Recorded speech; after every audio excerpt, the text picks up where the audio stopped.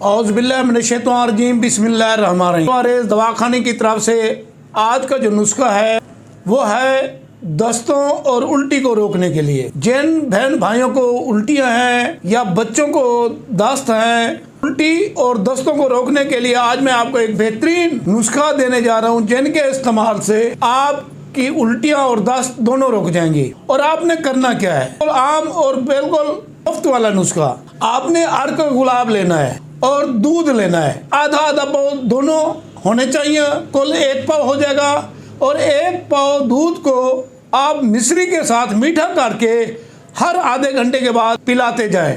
इंशाअल्लाह अल्लाह के हुक्म से आपको जितनी पुरानी उल्टियां हैं और जितने दस्त पुराने हैं, आपने बहुत इलाज करवाया लेकिन आपकी उल्टियां ख़त्म नहीं हुई, तो आप एक दफ़ा इस नुस्खे को इस्तेमाल करके देखिए।